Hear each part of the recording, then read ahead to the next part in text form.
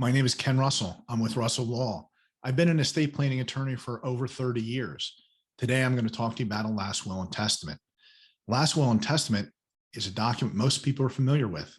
Out of the basic estate plan, an advanced healthcare directive, a durable power of attorney, a will, or a revocable trust as a will substitute, this is the document that most people know about, and this is the document that most people are concerned about.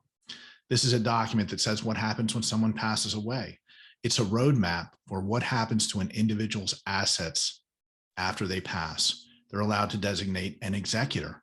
The executor has a fiduciary obligation to act in the best interest of the estate in order to identify the assets, in order to protect the assets, in order to pay taxes, pay creditors, and then essentially when the estate's resolved, to make the distribution to the beneficiaries. And they're required to make sure that they account to the beneficiaries so the beneficiaries know how all of the assets were handled.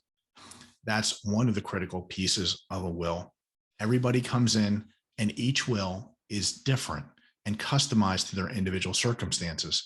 And we have individuals that come in with young children.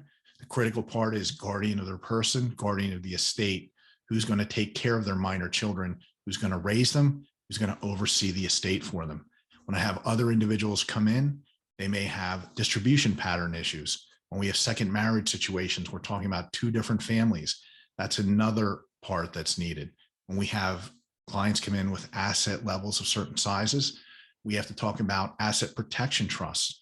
We talk about special needs trusts for when a client has a child that has some special needs. So each will is different. There's a lot of tools and a lot of moving parts to it. Only an experienced practitioner will be able to sit across the table from a client and be able to discern which tools to use for the will. With regard to the will, it's important to realize that not all the assets pass through the will. Assets pass one of three ways. Assets will pass by a beneficiary designation. Life insurance, 401k plan, they typically have beneficiaries. Assets will pass by joint ownership. If people are married, they typically have joint assets. A parent may have a joint bank account with a child. Those assets will pass right to the joint owner. And then the third way assets pass is through the will. So it's critically important, even when a will's set up, that you look at the assets and understand how they're owned, whether they have a beneficiary designation. So you need to, when you look at a last will and testament, it's not only doing the last will and testament, it's making sure the beneficiary designations are coordinated, making sure the joint ownership accounts are coordinated, and then essentially doing the will. The will is a document which provides that entire game plan in order to go through what's called probate. That's really the formal process of taking someone's assets and essentially turning them into someone else's name. Obviously, an individual can't go into another individual's bank account because it's in their name. So when someone passes, they have a number of assets in their name.